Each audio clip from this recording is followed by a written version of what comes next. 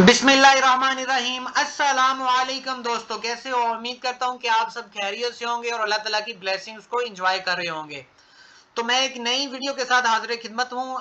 इस वीडियो में मैं आप सबको बताऊंगा कि वी लुकअप फंक्शन जो फॉर्मूला है इन एक्सेल में को वो उसको कैसे इस्तेमाल किया जा सकता है। तो आप जैसे कि मुझे जानते हैं कि मेरा नाम सरफराज नकवी है, मैं बुक कीपिंग और अकाउंट्स स्पेशलिस्ट हूँ और अरसा दराज से मैं अकाउंटिंग और बुक कीपिंग की असाइनमेंट्स को और सर्विसेज को प्रोवाइड कर रहा हूँ। तो दोस्तों इस फंक्शन में मैं आपको बताऊंगा कि वीलुकअप को कैसे इस्तेमाल किया जा सकता है कि और वीलुकअप को इस्तेमाल करके कैसे आप अपनी वर्किंग को स्मूथ कर सकते हो। तो सबसे पहले आपने ये देखना है कॉलम सी और कॉलम डी। ये दो कॉलम मैंने यूनिक रखे हुए हैं कि जिसके साथ मैं अपनी मेन शीट जो ऑथेंटिक शीट है, आप सपोज करें कि ये जो मेन शीट है ये आपका ऑथेंटिक डाटा है। ये जो मेन शीट में वैल्यू ना आपको शो हो रही है, ये आपकी ऑथेंटिक वैल्यू है कि ये आपने 100% ऑथेंटिक वैल्यू को यहाँ पे मेंशन किया हुआ है।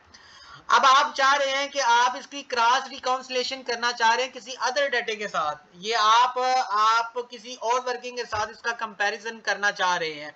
तो वैसे जब आप बल्क में डाटा इस्तेमाल करते हैं तो वो एक बल्क में डाटा जब आपके सामने होता है तो उसकी रिकॉन्सिलेशन बनाना बहुत मुश्किल हो जाती है, बाय नेम या बाय कोड या जैसे भी है, वो बहुत एक मुश्किल मेथड हो जाता है। तो इस वर्किंग में मैं आपको बताऊंगा कि कितनी इजी और स्मूथ तरीके के साथ मैंने वीलुकअप को यहाँ पे यूज किया है और कैसे मैं एक सेकंड में रिकॉन्सिलेशन बना के मैं आइडेंटिफाइड कर सकता हूँ कि कौन सी वैल्यू मेरी ऑथेंटिक है और कौन सी वैल्यू में मेरा डिफरेंस आ रहा है। तो सबसे पहले मैं बिस्मिल्लाहिर्रहमानिर्रहीम, सबसे पहले मैं इस फार्मूले को शुरू करने से पहले मैं आपको बताऊंगा कि ये इसका मेन कॉन्सेप्ट ये है कि आप इजी तरीके के साथ अपनी शीट्स में डिफरेंस आइडेंटिफाइड कर सकते हो। जैसे कि मैं यहाँ पे अब फार्मूला लगाने लगा हूँ, आप सब लोग देखेंगे, आप सब दोस्त देखेंगे कि कैसे मैंने इसको आसानी के साथ रिकॉन्साइल किया है और कैसे इसका डिफरेंस मैंने आइडेंटिफाइड कर लिया है। तो बिस्मिल्लाहिर्रहमानिर्रहीम, मैं इसको दोबारा से अप्लाई करके मैं आपको बताता हूँ। बिस्मिल्लाहिर्रहमानिर्रहीम is equal to VLOOKUP. सबसे पहले जो मैंने ऑथेंटिक सोर्स रखा हुआ वो मैंने वेंडर नेम रखा हुआ है। ये कॉलम डी आप देखेंगे ये मेरा ऑथेंटिक सोर्स है, इसको मैंने सिलेक्ट कर लिया, कॉमा, और जहां से डाटा इसके साथ मैच करवाना है, कॉमा। आपने जब इसको इस कॉलम को ये इस रो को सिलेक्ट किया तो आपने इसके साथ शिफ्ट का बटन प्रेस कर देना है। शिफ्ट का बटन प्रेस करके आपने एरो फॉरवर्ड की यूज करनी है और जहां पे आपका डाटा आ रहा है आप ये देखेंगे कि यहाँ पे मेंशन हो रहा है कि रो नंबर कॉलम नंबर 3 आपके सामने मेंशन हो रहा है। यहाँ पे आपने लाइक कर्सर को नीचे करना है और कंट्रोल प्रेस करके एरो बिलो कर देना है। तो साथ आपने काउंट करना है कि ये कितने कॉलम बने हैं। ये आप देख सकते होंगे कि स्क्रीन के ऊपर आ रहा है 14R, 14 इसकी रो है, मल्टीप्लाई बाय 3C तीसरा कॉलम है। तो आपने तीसरे कॉलम को अपने माइंड में रखना है। इसके बाद आपने करना है comma, press 3, comma 0, bracket close, enter. ये आपका फॉर्मूला लग चुका है। अब आपने इसमें देखना है कि आपने डिफरेंस निकालना है। तो डिफरेंस कैसे निकालते हैं, is equal to value main sheet minus value raw data. तो ये देखेंगे कि आप देख सकते हैं कि इसमें कोई डिफरेंस नहीं है। तो हम चूंकि आइडेंटिफाइड करना चाहते हैं कि डिफरेंस किसमें आएगा, तो इस दोनों कॉलम्स को हमने कॉपी किया, control we, control we, control we, control we, control we, control we, control we, control we. आप ऐसे इस सारी शीट के ऊपर अप्लाई कर देंगे कंट्रोल वी। तो सबसे पहले दोस्तों हम डिफरेंस आइडेंटिफाइड करेंगे कि डिफरेंस किस किस में आया है। आप ये देखेंगे कितनी इजी तरीके के साथ आपने देख लिया कि ये जो आपका हुसनैन, इकराम एंड को है, इसकी वैल्यूज में जो आपका रॉ डाटा है उसमें वैल्यू ठीक नहीं है।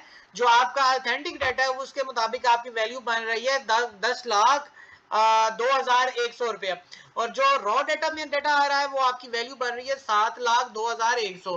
तो 3 लाख का डिफरेंस है, ये आप आइडेंटिफाई कर चुके हैं कि रॉ डाटा आपका ऑथेंटिक नहीं है। वहां पे आपकी डिफरेंस किस वजह से आ रहा था, वो आपने ऑथेंटिक वे के साथ, आपने इजी फॉर्मूले के साथ ये वेरीफाई कर लिया है। तो इसके ऊपर आप देखेंगे इसी तरह का डिफरेंस आ रहा है रूही एंटरप्राइजेस में। रूही एंटरप्राइजेस में सेम डिफरेंस आ रहा है। तो ये आपने डिफरेंस आइडेंटिफाइड करने के लिए इसकी रिकॉन्सिलेशन बनानी थी, और रिकॉन्सिलेशन आपने बड़े अच्छे और आसान तरीकों के साथ, आसान तरीके के साथ बना के इसको 1 मिनट में आपने देख लिया कि कैसे मेरा जो डिफरेंस है वो आइडेंटिफाइड हो गया। अब दोस्तों इसमें मैं एक चीज और आपको बताता जाता हूं कि ये देखें कि यहाँ पे फॉर्मूला अप्लाई नहीं हुआ, मीन कि यहाँ पे वो उसने कोई रो कॉलम से कोई फिगर उठा के लेके नहीं है। इसकी क्या वजह हो सकती है, मैं आपको बताता हूं कि ये फार्मूला 100% यूनिक कॉलम पे, यूनिक वर्डिंग पे अप्लाई होता है। तो यहाँ पे आप देखेंगे, यहाँ पे अस्करी एंटरप्राइजेस लिखा हुआ है जिसका कोड है 2041। तो आप जब इसको कॉपी करोगे 2041 को रॉ डाटा में लेके जाओगे, तो इसमें आपने फाइंड करना है, कंट्रोल F के साथ फाइंड किया, कंट्रोल V करके यहाँ पे पेस्ट कर दिया, और आपने करना है फाइंड ऑल। तो यहाँ पे आपकी रो आ गई, आपने इस पे डबल क्लिक करना है। डबल क्लिक जब आप करेंगे तो ये आपकी जो फाइंडिंग है वो आपके सामने आ गई है। यानी यहाँ पे अस्करी एंटरप्राइज लिखा, प्राइजेज नहीं है। और जब आप मेन शीट पे देखेंगे तो वहां पे अस्करी एंटरप्राइजेज है। ये आपकी चूंकि मेन शीट ऑथेंटिक डाटा है, इसलिए आपने क्या करना है, फौरी तौर पे जाके इसके स्पेलिंग ठीक कर देने हैं। जब आप इसके स्पेल ठीक कर देंगे तो आप देखेंगे कि उसका डिफरेंस भी खत्म हो गया और उसने वैल्यू 100% उठा ली है। ये एक इजी वे है जो मैं आपको एक्सप्लेन करना चाह रहा हूँ। इसी तरह अख्तर लैब को देखना है। यहाँ पे अख्तर लैब आपकी ऑथेंटिक शीट में जो आपका वेंडर नेम है वो ऑथेंटिक है। आपने वेंडर नेम को जब देखा कि इसकी करेक्शन मेरी मेन शीट में जो मेरा ऑथेंटिक डाटा है वो अख्तर लैब के नाम पे आ रहा है, तो आपने इसी तरह फाइंड करना है, कंट्रोल C करना है इसके कोड को, रॉ डाटा में जाके कंट्रोल F कंट्रोल V, और ये आ गया। यहाँ पे दोस्तों अख्तर लैब्स के नाम पे आपने वेंडर रजिस्टर्ड किया हुआ है। आप इसको क्या करोगे, F2 से एडिट करोगे और S को खत्म करोगे, तो ये देखिए आपका फॉर्मूला यहाँ पे भी अप्लाई हो गया है। तो उम्मीद करता हूँ कि ये वीडियो आपको बहुत पसंद आई होगी, ये आपके लिए बहुत आजमूदा होगी, और उम्मीद करता हूँ कि ये कितनी इजी तरीके से दोनों शीट्स में ये रिकॉन्सिलेशन की जा सकती है, दोनों शीट्स में ये डाटे ट्रांसफर किए जा सकते हैं और इसको रिकंसाइल किया जा सकता है। कितनी इजी तरीके से ये रिकंसाइल हो चुकी है, और वो मैंने आपको मेथड भी बता दिया है कि फॉर्मूला अप्लाई क्यों नहीं हुआ और किसी कॉलम से क्यों उसने फिगर उठा के नहीं लेके आया। तो ये दोनों चीजें मैंने आपको एक्सप्लेन कर दी हैं। उम्मीद करता हूँ कि ये वीडियो भी आपको पहली वीडियो की तरह बहुत अच्छी लगी होगी। आपसे रिक्वेस्ट है मेरी कि आप मेरे चैनल को लाइक करें, सब्सक्राइब करें, बेल आइकॉन पे क्लिक करें, ताकि मैं अपनी नई वीडियोस अपलोड करूं और आप तक उसकी इंटीमेशन पहुंच सके। तो बहुत बहुत शुक्रिया, आपने मेरी वीडियो लाइक भी की है, वॉच भी की है और मुझे रिस्पॉन्स भी किया है। Thank you so much for all.